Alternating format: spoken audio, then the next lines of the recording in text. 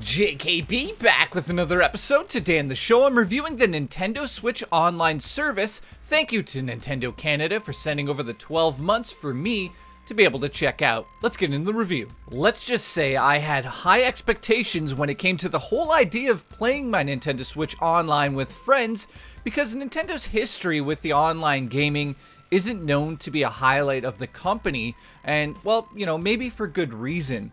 I believe Nintendo has always put the games first, and the extra features for their systems second for a few different reasons. The first being to protect the kids that are playing the games. We all know how brutal online gaming can be.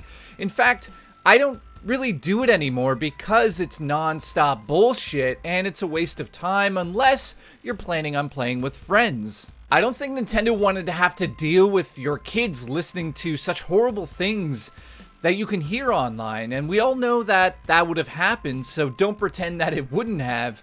That's probably the main reason why Nintendo never really wanted to get into the online world until they could figure out a way of doing so, but also still protecting the kids that play their games online. In comes the Nintendo Switch Online service, which I consider to be pretty cheap. In Canada here, it's about $29 for the year after taxes.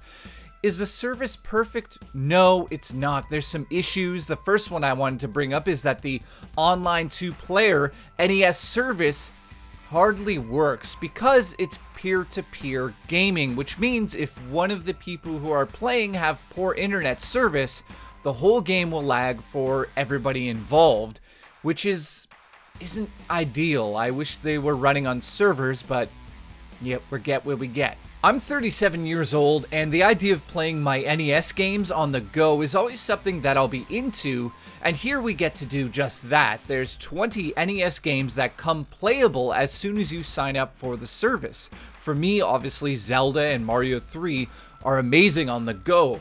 Each of the games load up right away, and the features that are included with these games are kind of interesting. Obviously, there is the online play that works when it wants to, not all the time, but there's also save states, meaning you'll be able to save exactly where you are in the NES game in case you have to shut the system down or you want to play something else on your Nintendo Switch. There's also a few different filters that you can use to display the games on the screen. There's the classic 4:3 ratio, which, you know, I grew up playing these games in that ratio.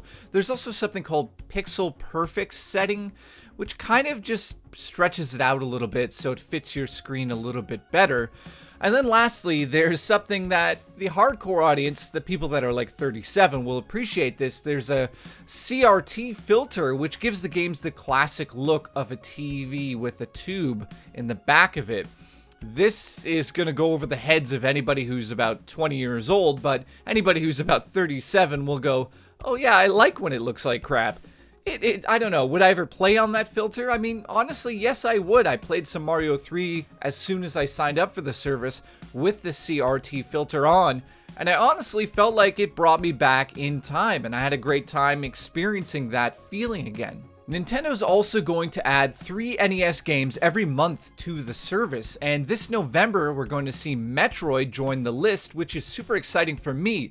I sometimes wonder if Nintendo has put any Easter eggs into these versions of the NES classics. Let me go over everything you get with the service, and I'll let you know if I recommend it to everybody that has a Switch. First up is the ability to obviously play your games online, which isn't for everybody.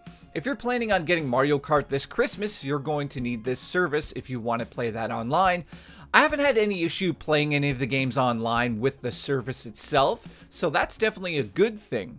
Next up is the NES Online games that I'm adoring them. I love this. This is like a dream come true. As a kid, I would dream about simply turning on my NES and playing a game with a friend that lives down the street. Well, now you can do that when it works. But I mean, I do still love playing the NES games off of the online service and just playing them on the go.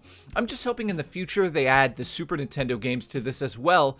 But as it stands, it's a great collection of games.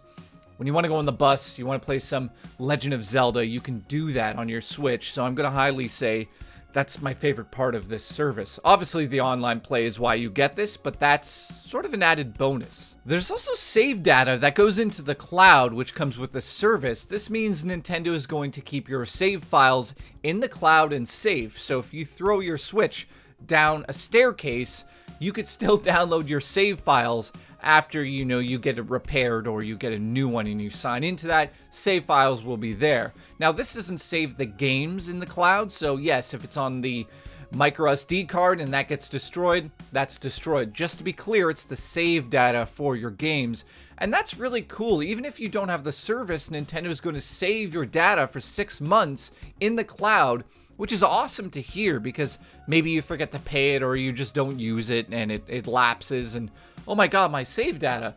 Well, you don't have to worry about that anymore. It's basically going to work for all first-party games and most of the third-party games. Not all of them, but it will list that on the case from now on, from my understanding, when you pick up the game. Now, this one is kind of strange. The smartphone app that works with this service is so simplistic in its design. This will let you simply voice chat or set up a time to play the game with your friend. It's very easy to use. This isn't something that really adds much to the experience other than the voice chat. Will I use this again? No, I did it for the review and that was it. Was I disappointed that the chat isn't on the Switch itself? Yeah, maybe a little bit, but then again, you know, I'll get into that at the end of the review. Lastly, Nintendo's going to offer special offers to the people who have signed up for the online service. The first offer is the NES Classic controllers, which are $60 in the US. It comes in a 2-pack. It can only be purchased if you have this service. So that's cool. I mean, they're rechargeable on the side of the Switch, and you use them to play the NES games. It hasn't been confirmed, or maybe it has. I can't find any data on this if you can use them to play anything else but the NES games.